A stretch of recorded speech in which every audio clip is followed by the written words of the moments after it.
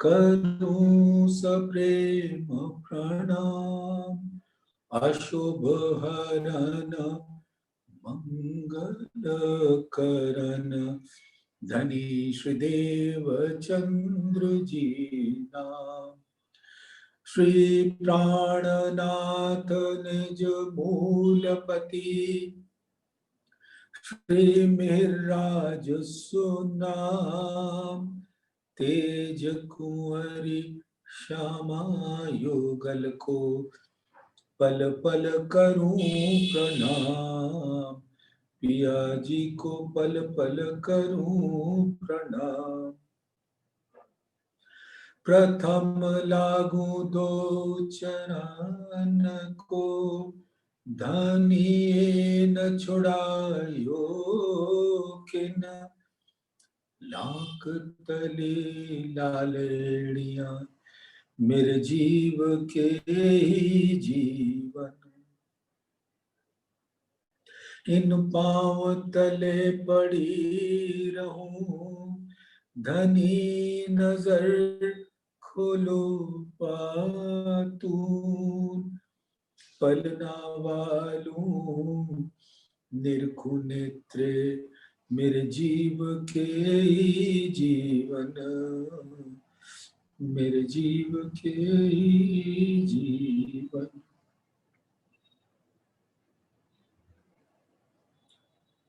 धामधनी अक्षरातीत के परम लाडले सुंदर साथी जी,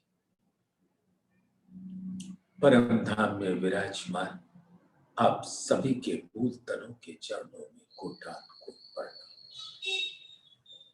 और धामधनी के संग पधारे आप सबके स्वरूप को इस ब्रह्मांड में भी कोटान को प्रणाम। प्रणाम सुंदर साथी जी। प्यारे सुंदर साथी जी, ये धामधनी की असीम अनुकंपा, मेहर, आशीष, जरा उसका अवलोकन करिए कि किस प्रकार से धामधनी अपने दिल का सुख हम सबको प्रदान कर रहे हैं और उस अर्श के जल में हमको अच्छी तरह से सुख दे रहे हैं।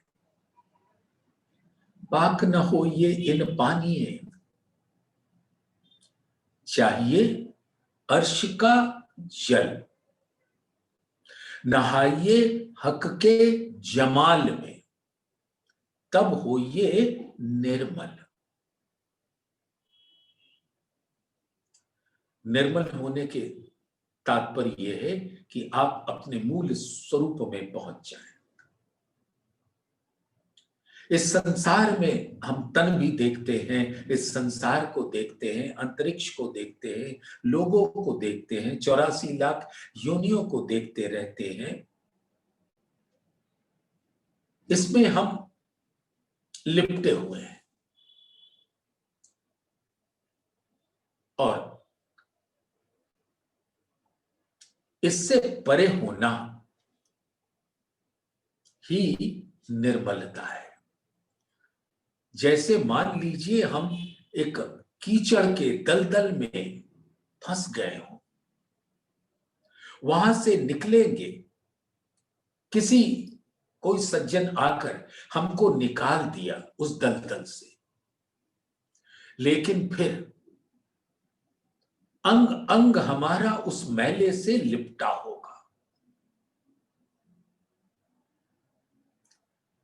फिर जल चाहिए उसको धोने के वास्ते।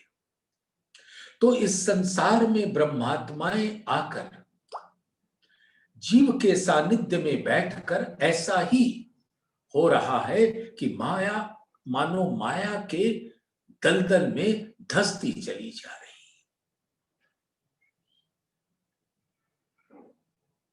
और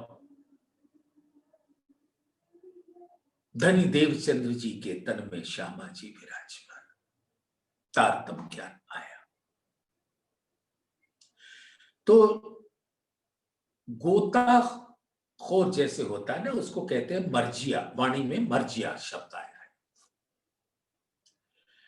तो मर्जिया बनकर उस दलदल से निकाल तो दिया,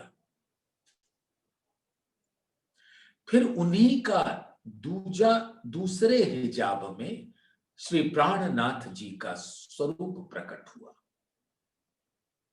है। सब अक्षरातीत उनका स्वरूप प्रकट करके क्या ले आए? अर्श का जल, जिससे उस दलदल की गंध को धोया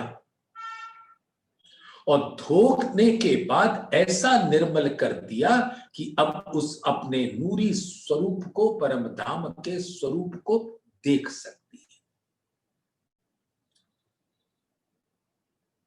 तो पाक न हो ये इन पानी, ऐसे दलदल से निकल भी गए तो भी साधारण जल से सफाई नहीं हो सकती। और साधारण जल किसको कहा? पाक न हो ये इन पानी, तो यहां के नल का पानी ना समझे। इस संसार में आज तक जितने भी धर्म ग्रंथ हैं, उससे आप धुल नहीं पाओगे। वो कोई भी धर्म ग्रंथ आपको इस माया के दलदल से, कीचड़ से बाहर नहीं कर पाएगा। मात्र तारतम्य क्या नहीं, वो है अर्श का जल। तो पाक न हो ये इन पानी है, यहां बहुत सारे पानी है,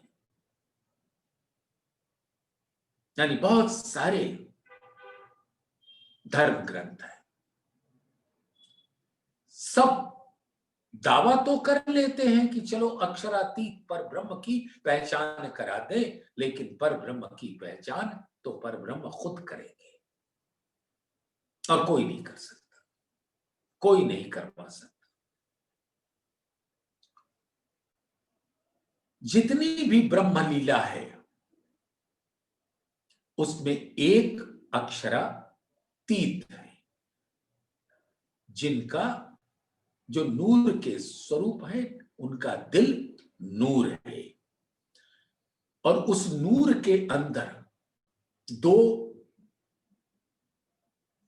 गुण निहित होते हैं, एक जमाल और एक जलाल।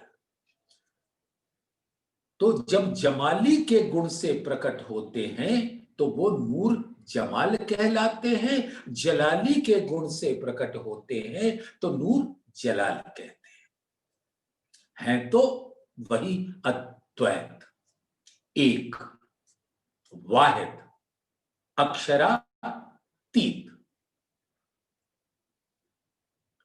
तो जमाली की लीला उनके दिल के उस अंग से होती है जो नूर जमाल का प्रकट स्वरूप है,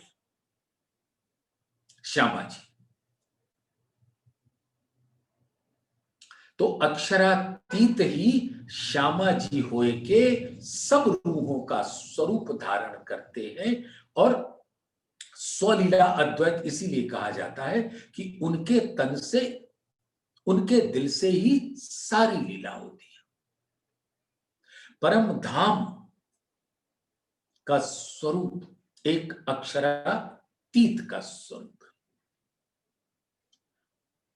नूरी आकार विद विद के धारण किए हैं, सबको, सब स्वरूपों को अपने दिल का रस पिलाकर आनंद में डुबो देने के वास्ते।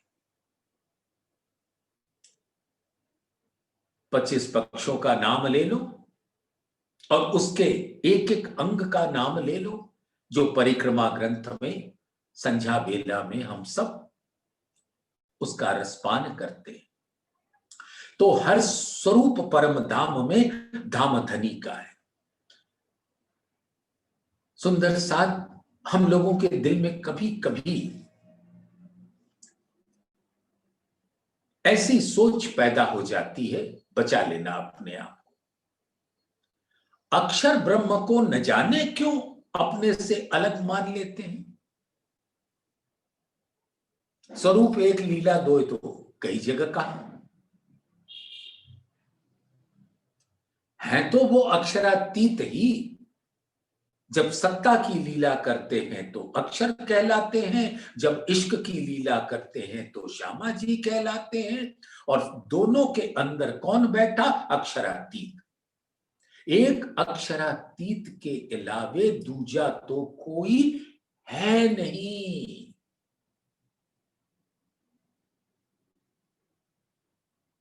परम धाम में अपने नूरमयी इश्क के तनों से लीला करते हैं, और लीला करते हैं तो उसका मूल आनंद उनके ही दिल को मिलता है। और वो जित आनंद जहां मिलता है वो श्यामा जी कहलाती है, इसीलिए वो आनंद अंग कहलाती है। और उनके ही अंग सभी आत्माएं हैं, तो सब आनंद अंग है। आनंद अंग कहने के मतलब सिर्फ इतना होता है, उन सबों को इश्क के सागर में सराबोर कर दिया, और फिर उन सब स्वरूपों ने धामधनी के दिल को आनंद से भर दिया। अगर मेरे पास 100 रुपया है तो मैं आपको कितना दे सकता हूं? अधिक से अधिक 100 रुपया। तो सब आत्माएं क्या हैं? धामधनी के दिल के स्वरूप हैं, जो आनंद के स्वरूप होते हैं। तो सभी आत्माएं क्या देती हैं धामधनी को? आनंद। और धामधनी उनको क्या देते हैं? अपना इश्क। और फिर उस नूरमयी इश्क की अद्भुत लीलाएं होती हैं, और उसका रस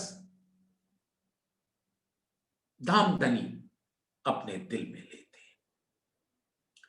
तो सुंदर साथ हमेशा इस विचार से च्युत न होना कि अक्षर ब्रह्म कोई और है। उनको हल्के निगाह से देखने का गुनाह न करना। परम धाम की बड़ी वृत्त में सुंदर साथ बड़े प्यार से महामती जी ने फरमाया है, प्रकरण 35, चौपाई 17, 18, 19 मैं आपके सामने रखता हूं। एह नूर जलाल नूर जमाल ए एक दो है तन।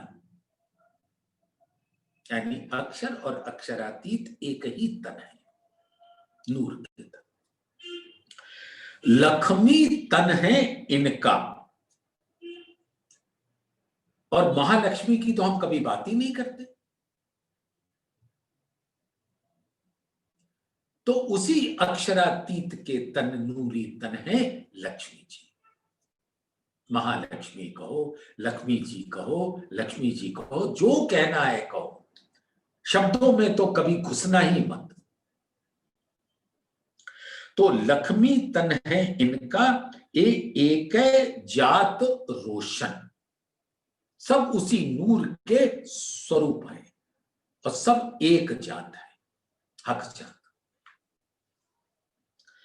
हादी रूहें एक तन, और श्यामा जी हादी, और सभी रूहें। सिर्फ 12,000 को मत समझना, परम धाम का हर स्वरूप। हादी रूहें एक तन, हक हादी एक नूर। तो जो लीला स्वरूप में अक्षरातीत और श्यामा जी धामधनी के दिल के ही स्वरूप, एक नूर। ये पांचों वाहिदत, राजी श्यामा जी रूहें, अक्षर ब्रह्म और महालक्ष्मी।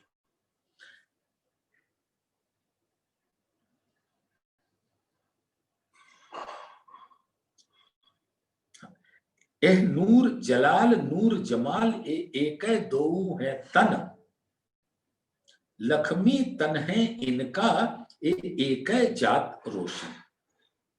सब हक की जात है, नूर नूर के स्वरूप है, और वही रोशन माने प्रकट होना। सब धामधनी के दिल में है तो प्रकट नहीं तो मार्फत है, प्रकट हो गया तो रोशन हो गया। तो एक जात रोशन। हादी रूहें एक तन, हक हादी एक नूर, ये पांचों वाहिदत सो शब्दातीत जहूर। शब्दों से परे वो अक्षरातीत का प्रकटीकरण होता है, जहूर होता है, उद्योत होता है, रोशन होता है। इन जिम्मी वाहिदत में कोई दूजा कहया न जाए, यानी परम धाम का स्वरूप वाहिदत का स्वरूप है। वाहिद अक्षरातीत का स्वरूप, जो मार्फत स्वरूप है, उनका दिल है, नूर है, वाहिद है, मूल अद्वैत है। और वो ही जब वाहिदत के स्वरूप में यानी वाहिद की लहरें प्रकट होती है तो परम धाम का स्वरूप है। उसमें राजी हैं, श्यामा जी हैं, रूमे हैं, और तो कोई है नहीं। बिना एक हक जात जात माहे हक वाहिदत, तो हक के वाहिदत अक्षर ब्रह्म भी है, राजी भी है, श्यामा जी भी है, रूहें भी है, जात माहे हक वाहिदत, हक हादी गिरो कहलात। यानी कि हकीकत का जितना भी स्वरूप है वो मार्फत से प्रकट होता है, और मार्फत स्वरूप भी राज्य का है और प्रकट स्वरूप भी राज्य का है। हक हादी अर्स मोमिन सो तो पहले हक दिल माहे। तो जो दूसरे चरण में कहते हैं सो पहले हक दिल माहे, वो हक मार्फत स्वरूप है। और वही हक हादी अर्स मोमिन, राजी श्यामा जी परमधाम और रूहें ब्रह्म सृष्टि, ये हकीकत स्वरूप है। तो पहला चरण हकीकत स्वरूप और दूसरा चरण मार्फत स्वरूप। तो सुंदर साथ बड़े प्यार से सुनिए कि इन जिमी वाहिदत में कोई दूजा कहया न जाए, एक जात हक की रहे। यानी एक हक के अलावे दूजा कोई दिल में भी मत लाना। एक जात हक की रहे सो कायम सदा इब्तदा है, अनादि से शाश्वत कदीमी स्वरूप है उस परम धाम। तो अपने दिल में सुंदर साथ कभी भी किसी में भी फर्क ना करना, सिर्फ एक अक्षरातीत है, बस जहां देखो अक्षरातीत का स्वरूप देखो।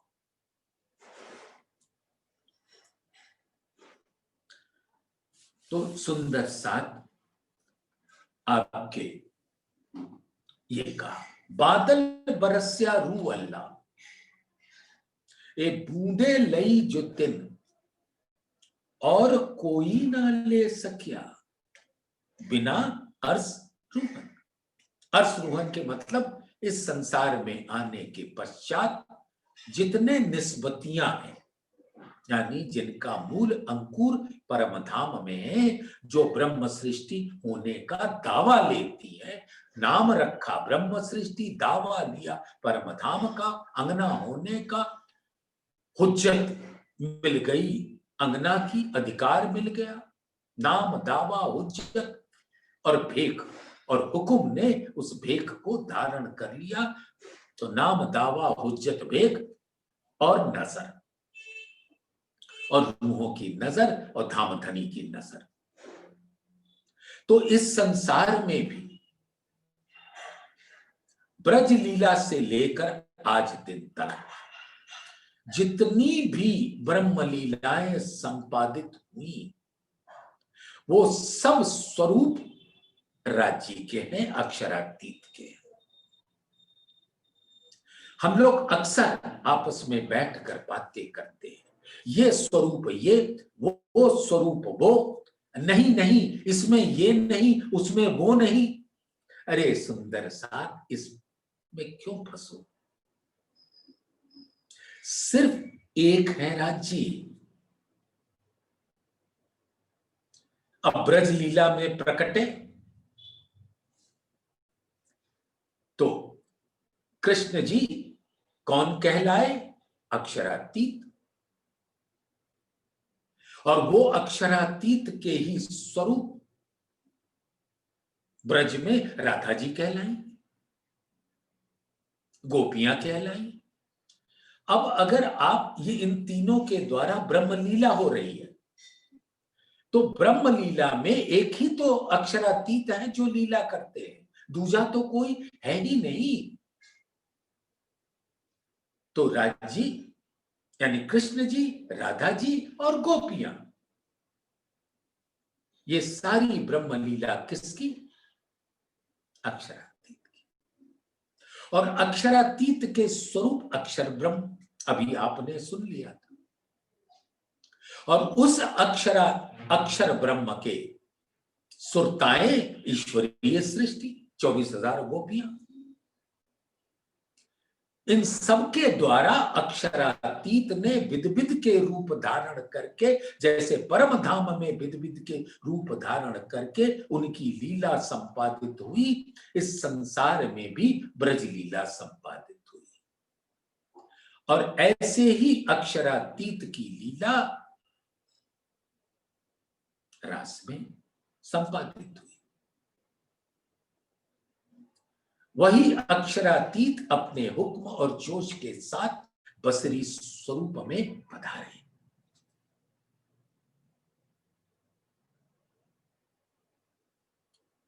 तो वो भी ब्रह्म लीला ही कहलाएगी। सखियां वहां नहीं है। फरमान ले आए मोहम्मद, किन खोली ना इशारत, तब रूहें आई ना थी तो पीछे फेर करी सरत।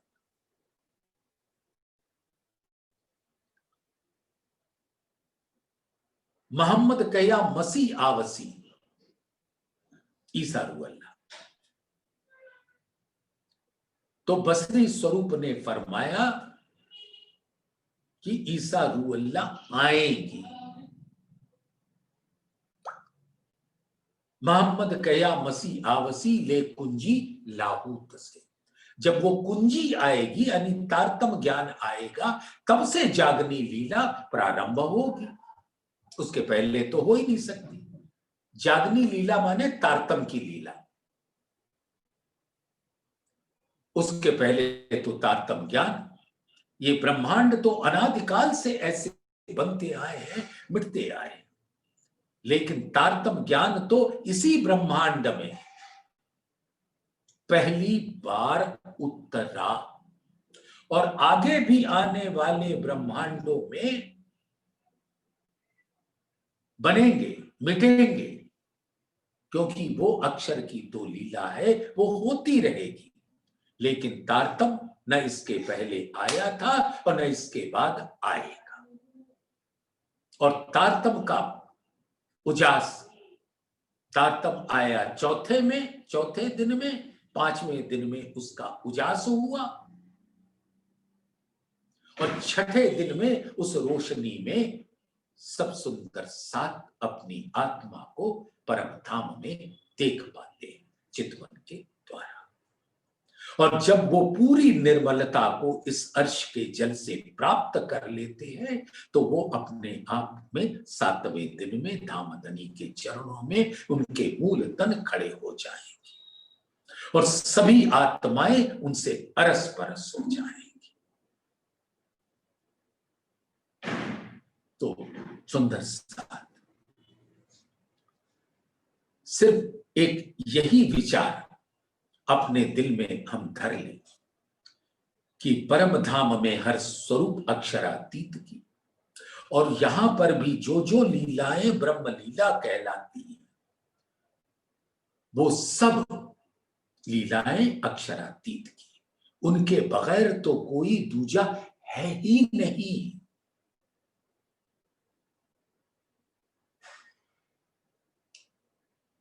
दूजी है कादर की कुदरत। कादर यानी अक्षर ब्रह्म, और वो अक्षर ब्रह्म का जो मन का स्वरूप आदि नारायण है वो ये लीला करते रहते हैं, मिटाते रहते हैं। अक्षर ब्रह्म आदि नारायण के द्वारा ये लीला करते हैं, मिटाते हैं, बनाते हैं, मिटाते हैं, करते रहे। लेकिन हम सब सुंदर साथ उस ब्रह्म लीला के भाग हैं।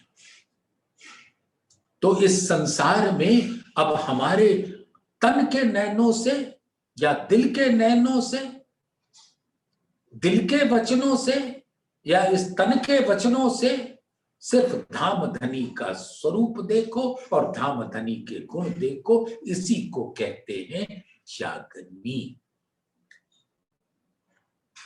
तो सुंदर साथ कल अब जाग देखो सुख जागनी, ए सुख सुहागिन जो। तो जितने वाहेदत्त के स्वरूप हैं वही सुहागिन कहलाती है।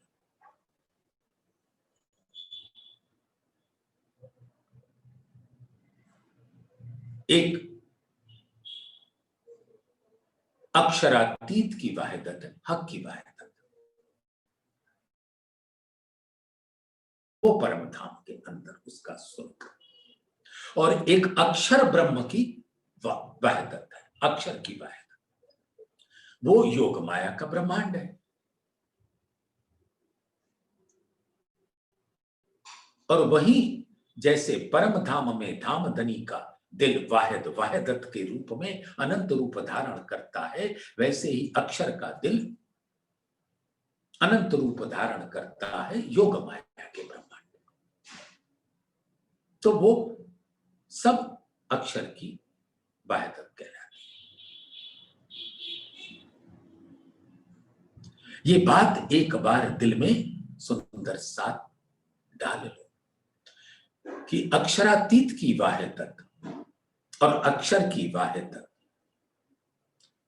सब मूलतः सुहागिन है। अक्षर की वाहिदत के सुहाग अक्षर ब्रह्म और अक्षरातीत सुहाग हैं हक की वाहिदत यानी परम धाम के सभी स्वरूप। तो इस जागनी में ईश्वरीय सृष्टियां भी वैसे ही सुख लेगी जैसे ब्रह्म सृष्टियां सुख लेगी। रास में भी ब्रह्म सृष्टियों के तन पर ही ईश्वरीय सृष्टियां बैठी थी, एक एक तन पर दो दो तन दिखते थे, सिर्फ 12,000। तो उन्होंने भी रास का सुख प्राप्त किया, तो जागनी का भी सुख तो वो प्राप्त करेंगे ना, उनको कहीं बाहर तो नहीं फेंक आएंगे। तो अब जाग देखो सुख जागनी यानी तारतम का सुख, यानी आप यही बैठे बैठे पहले दिन, दूसरे दिन, तीसरे दिन, चौथे दिन, पांचवें दिन और उसका रस इस छठे दिन में पाकर 7वें दिन में क्या क्या होगा उसका भी रस इसी छठे दिन में बैठकर हम पा सकते हैं। कैसे वहां हमारे मूल तन खड़े होंगे और आनंद से भरे होंगे।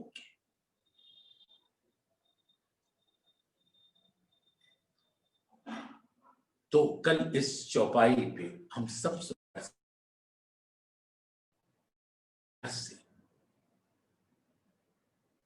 झीला था।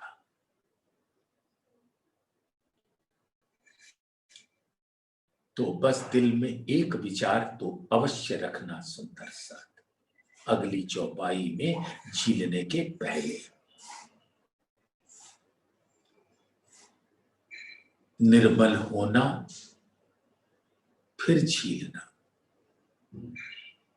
तटस्थ होना माया से फिर झीलना, और ये तटस्थ होना, निर्मल होना भी इस तारतम्य की किरणों से ही होगा, और कोई भी आपको पाक न कर पाएगा। अर्श का जल यानी स्वरूप साहब। जब भी सुंदर साथ हम और आप वाणी पढ़ने बैठते, आप अपने दिल में विचारो, सवाल पूछने का कोई मतलब नहीं। जब हम वाणी को देखते हैं तो क्या हमारे दिल में धाम धनी की सानिध्यता का रस मिलता है कि धाम धनी बैठे हैं और हमको गलबैयां डालकर मानो रंग पर वाली का सुख दे रहे हैं अपने इन वाणी के अर्थों से। वाणी पाया, धाम धनी को पाया, उनका संग पाया, उनकी सानिध्यता पाई।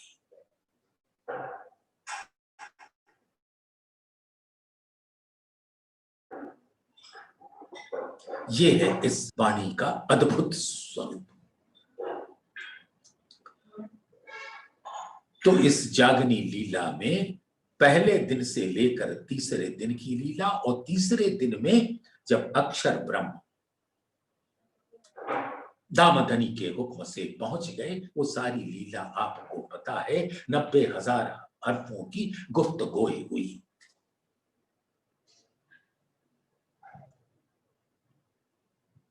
तो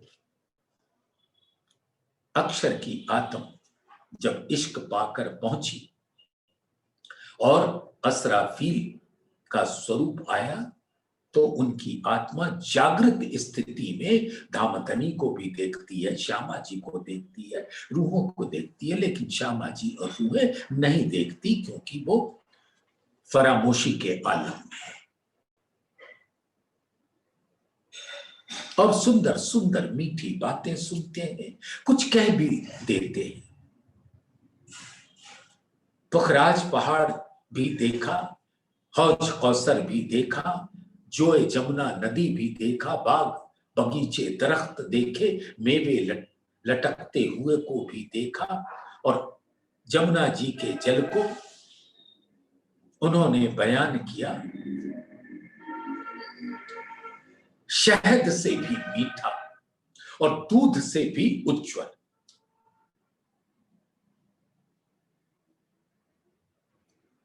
तो परम धाम का उनको हुक्म नहीं था उसका वर्णन करने का, तो लेकिन 30,000 हर्फों का तो हुक्म था ही।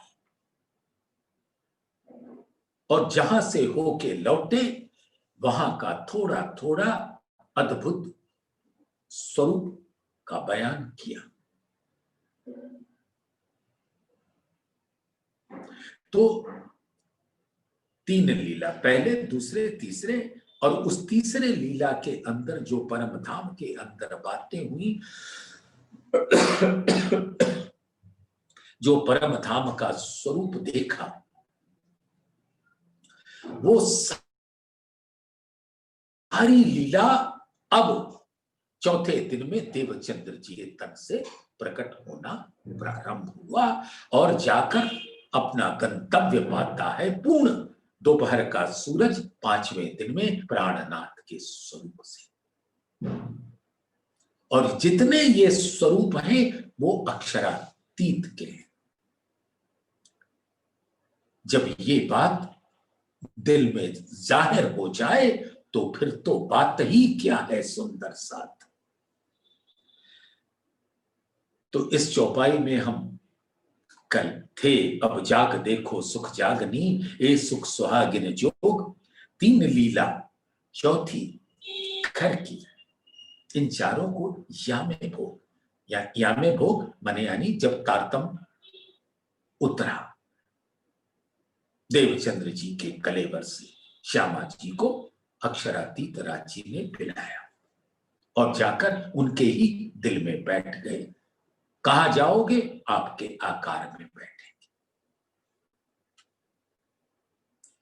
तो वहां से लीला प्रकट होनी शुरू हुई, पहले, दूसरे, तीसरे, और धाम की।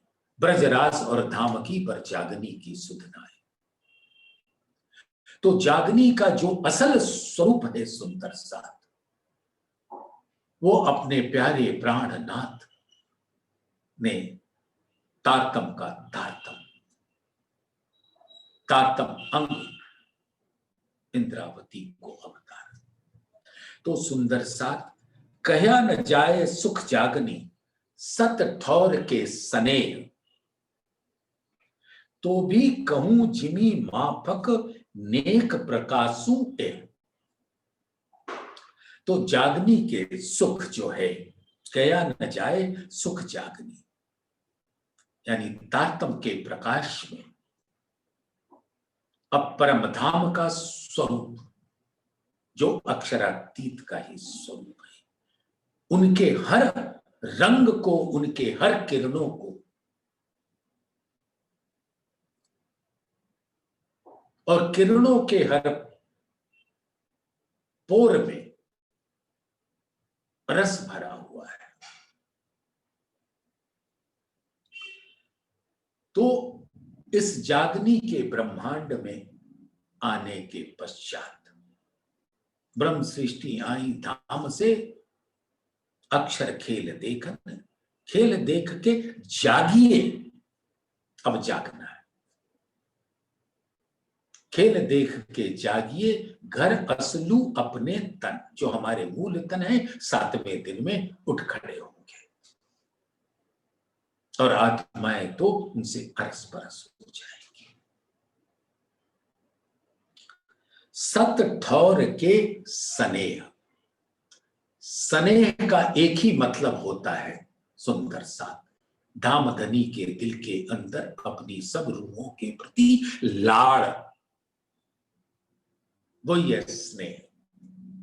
और वो लाड़ ही तो प्रकट हो रहा है स्वलीला अद्वैत में, या योग माया में, या इस संसार में तारतम के रूप में।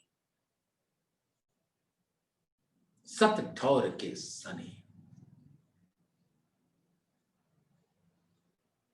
तो उस लाड़ का प्रकटीकरण हो रहा है सुंदर साथ, जो परम धाम में मेहर के रूप में बरसती है, और यहां पर भी मेहर की नजर रूहों पर रहती है। तो उस जब जागनी का वो जो सुख है, तारतम का जो सुख है, जब इन सभी स्वरूपों का खुलासा हो जाता है, तो उसका वर्णन करना अति कठिन है। तो भी कहूं जिमी माफक नेक प्रकाशु ए,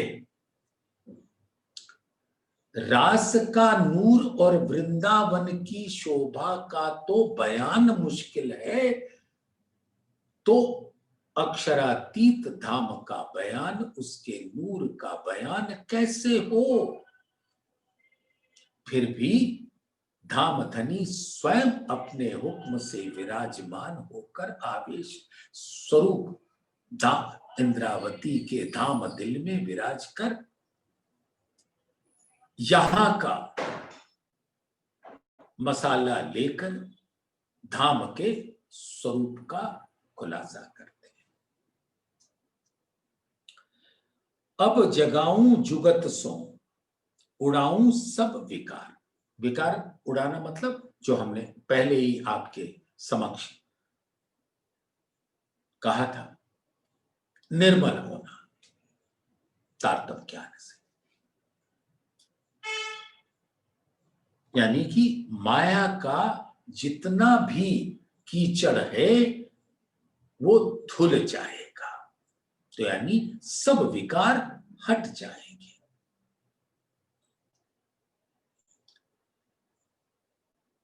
रंगे रास रमाए के सुफल करूं अवतार। तो अब इस संसार में युक्ति पूर्वक हम सब ब्रह्म सृष्टियां तारतम्य के प्रकाश में अपनी आत्मा को जागृत करेंगे, और करने कराने वाले तो एक हैं, अक्षरातीत। इंद्रावती जी क्या है? हम कहते रहते हैं ना कि अक्षरातीत इंद्रावती जी के दिल में बैठकर उनसे काम करा रहे। अरे इंद्रावती कौन है? एक अक्षर के स्वरूप।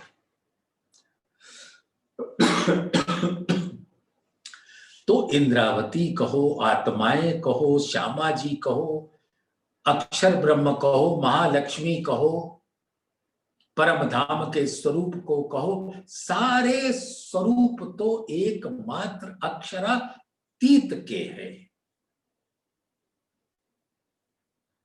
अब परम धाम में जब हम चर्चनी करते हैं या चितवन करते हैं या धाम के गुण गाते हैं, तो क्या हम पुखराज पहाड़ को धामधनी से अलग मानते? अरे ये गुनाह तो पहले किया था, मैं हक अर्श में जुदे जानती। कि राज जी अलग है, पुखराज अलग है, माणिक अलग है, जमुना जी अलग है, सागर अलग है। अरे एक ही अक्षरातीत है बस, और कुछ सोचना ही नहीं।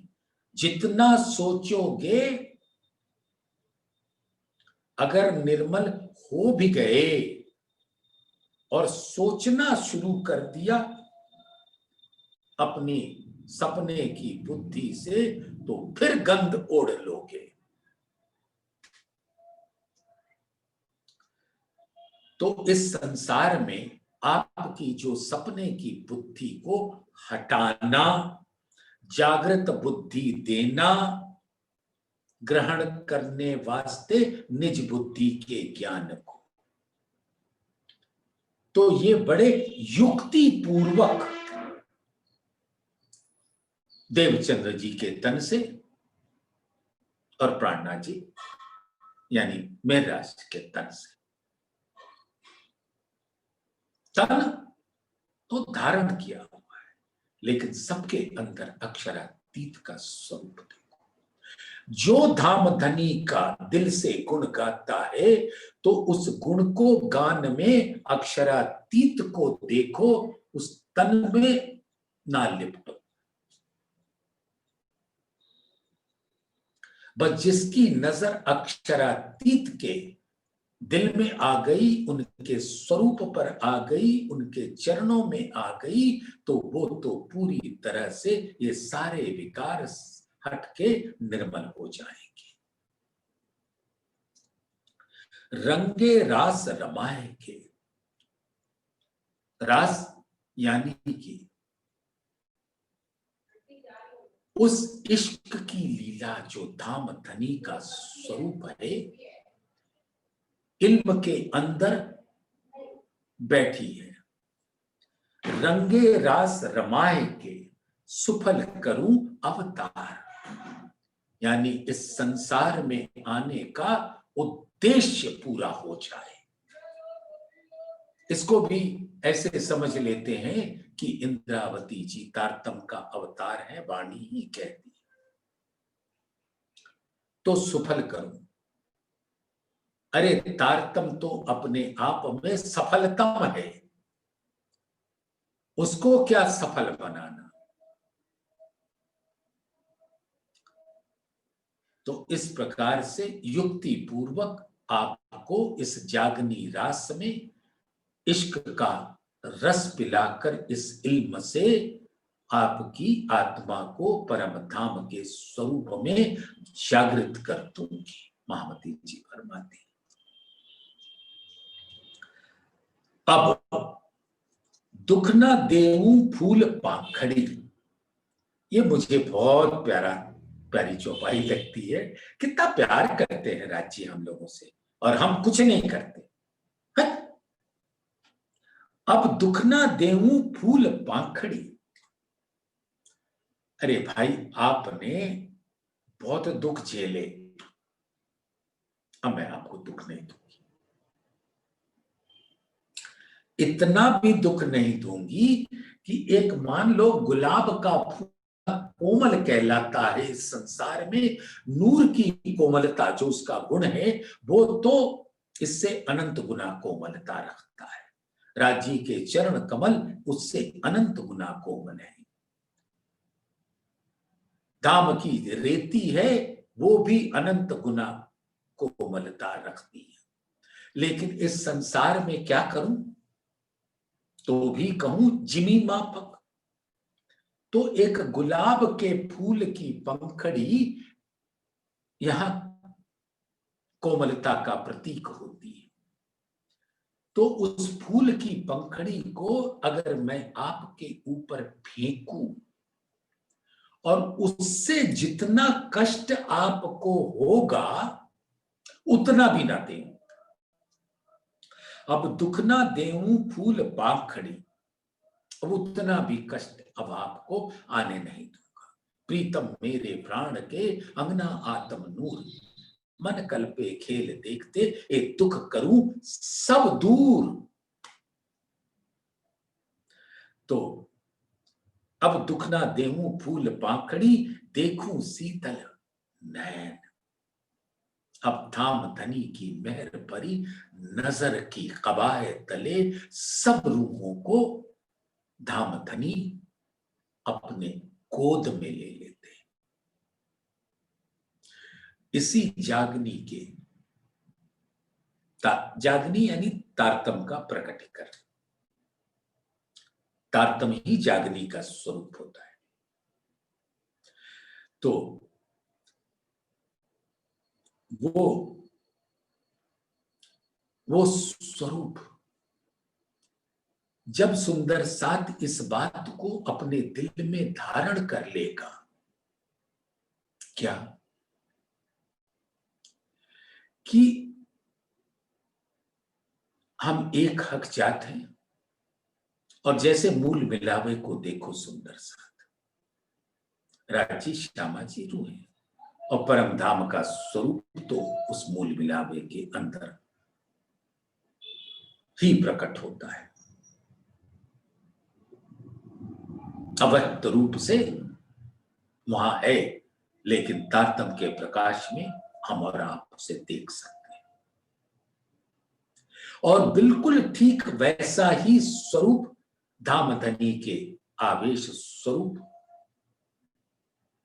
के अंगे संगे सब रूप है। और जब ये बात का खुलासा हो जाए सुंदर साथ, तो अद्भुत रस की प्राप्ति होती है। तो यही धामधनी के नैन से शीतल नैन है और शीतलता प्रदान होती है। कीचड़ में फंसे थे, पहले तो निकाला, फिर अर्श के जल से आपको धोया, फिर आपको प्यार से अपना लाड़ पिलाया और मीठे मीठे शीतल नैनों से आपको निहारा, तो नजरों से मेहर बरसाया और उसका रस प्राप्त किया। उपजाऊं सुख सब अंगों, बोलाऊं मीठे बहन, और तुमसे मधुर मधुर बातें करूंगी।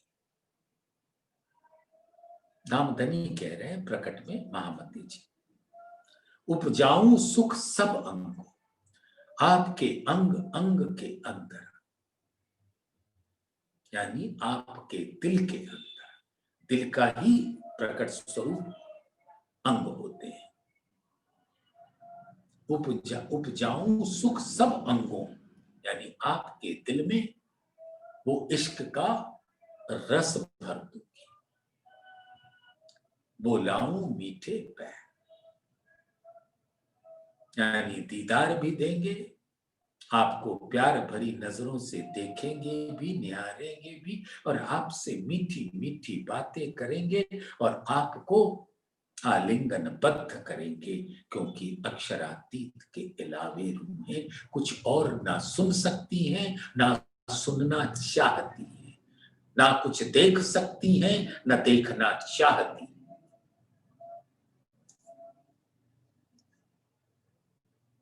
आगे कल कली कल कलाए। अब श्री जी कहते हैं कि मैंने अपने सुंदर साथ को बहुत कठिन वचन कहे, आगे कलकली कलकला है, और आप बहुत उन वचनों से मर्माहत हुए, तब भी आपका ये कीचड़, दलदल का कीचड़ धुला नहीं। तो हे ना गयो विकार, माया के विकार जो आपको घेरे हुए थे, उसको मैं दलदल कहता हूं। तो हे ना गयो विकार, कठिन सही तुम खंडनी। और बीतक में आपने तो सुना ही कैसे हरची व्यास को, जयराम भाई कंसारा को, माओजी भाई को कितनी खंडनी की। कठिन सही तुम खंडनी, वचन खांडा धार। तलवार के जैसे ये वचन लगते हैं सुंदर सा। तलवार की चोट उतनी नहीं लगती जब तक जितनी कोई आकर आपको कठिन वचन कहे, तो बहुत दर्द होता है। और भी ज्यादा दर्द तब होता है जब कोई अपना कहता है। गैर आके कह गए, सुना सुना ना सुना ना सुना, सुनी को अनसुनी कर दिया। जैसे इस संसार में जब पिताजी कस के डांटते हैं तो दिल तो बहुत दुखता है, लेकिन वो मेरे भले के लिए ही डांटते हैं, उनका कोई स्वार्थ नहीं। लेकिन उनके वचन बहुत मर्माहत करते हैं। तो कहते हैं, कठिन सही तुम खंडनी, वचन खांडा धार।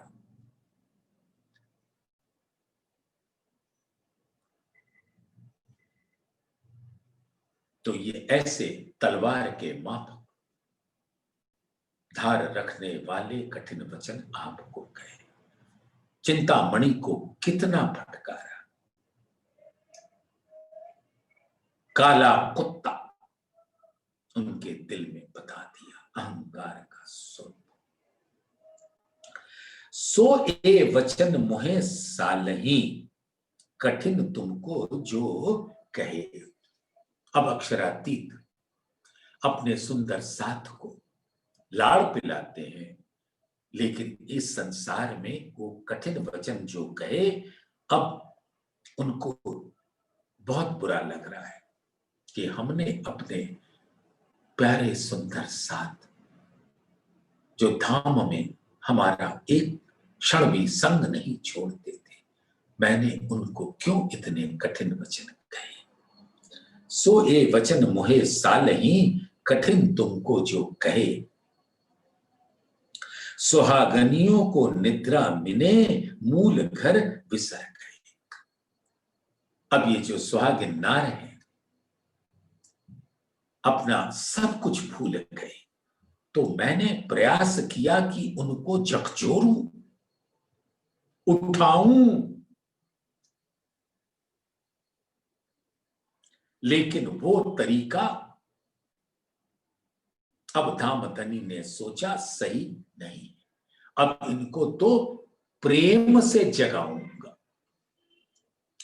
अब गालू ताओ दिए बिना, अब मैं इनसे मीठे मीठे वचन कहूंगा, जिसमें कोई दाहकता नहीं होगी, सिर्फ शीतलता होगी। बोलाऊं मीठे बैन।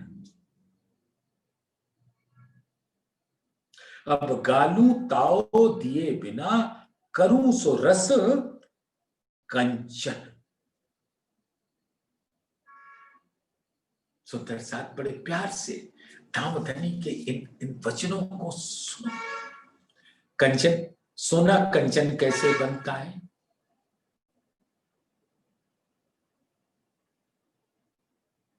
साढ़े 16 बार अग्नि में तपाया जाता है,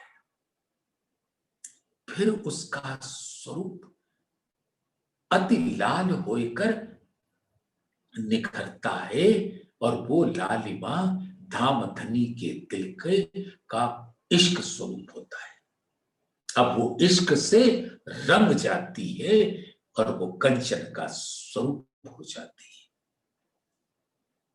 अब गालू ताओ दिए बिना, अब कोई कठिन खंडनी के वचन नहीं कहूंगी, अब तो सिर्फ तुमको प्रेम से वाणी पिलाऊंगी, मीठे मीठे वचन से, और आपको निर्मल करके दाहकता के बगैर स्वर्ण से कंचन बना देगी। कस चढ़ाऊं अति रंगे,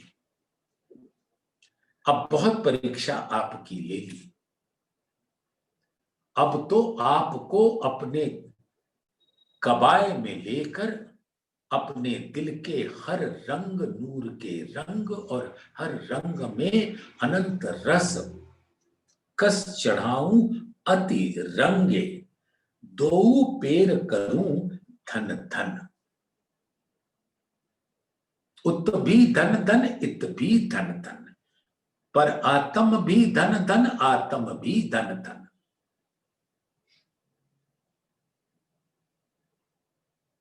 धाम भी धन धन और जागनी भी धन धन। यानी जहां भी ब्रह्म लीला होती है वो धन धन है, यानी सब सखियों को रस पिलाने के वास्ते है। जानू साथ जी विदेश आए, अब धाम की अंगनाएं उनको ऐसा लगता है कि वो अपने मूल से बेसुध हो गई, और कहीं ऐसे जगह आ गई जहां से निकलना मुश्किल हो रहा है। जानू साथ जी विदेश आए, दुख देखे कई भांत, और इस तरह के तन धारण किया तो तन के दुख आप सब जानते हैं, उसका कोई ब्यौरा करने का फायदा नहीं। जिसने भी मानव तन को धारण किया, जन्म से लेकर मृत्यु तक वो तन विध विध के कष्टों से गुजरता है।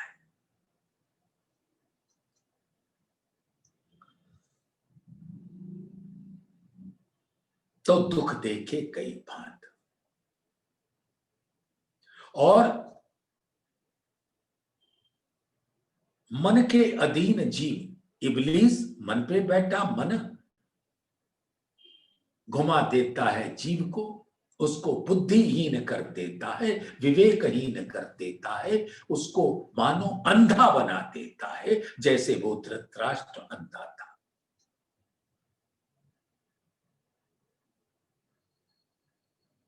और गांधारी ने तो पट्टी बांध ली थी, वो विवेक के स्वरूप थे तो विवेक शून्य हो गया, और जन्मजात अंधे धृतराष्ट्र मन के स्वरूप।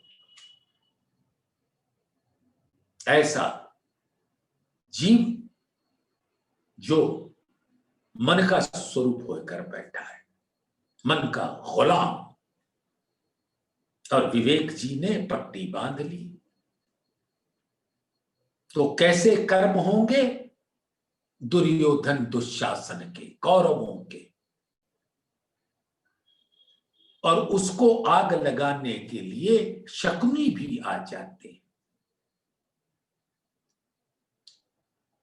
और फिर जैसा कर्म हुआ उसका, ये संसार तो कर्म और उसका फल होता है, तो सभी मारे गए। अहंकार ने, मन ने, इबलीस ने सबको मरवा दिया। तो इस प्रकार के अत्यंत दुख देखे हमारे सुंदर साथ ने, दुख देखे कई भांति, जो लो ना इत सुख पावहीं, तो लो ना मोहे स्वांत। और इस ब्रह्मांड में आने के बाद अगर जागनी का सुख जब तक एक एक रूह मेरी ना ले ले, तब तक तो मुझे भी चैन नहीं। और वो प्राणनाथ के स्वरूप अब सबको जागनी का सुख दे रहे हैं। तो सुंदर साथ समया विराम, ये चौपाई नंबर है 8, प्रकरण 23, जागनी का प्रकरण। जानू साथ जी विदेश आए, दुख देखे कई भांत, जो लो ना इत सुख पावहीं, तो लो ना मोहे स्वांत, तो लो ना मोहे स्वांत। बोलिए श्री प्राणनाथ प्यारे।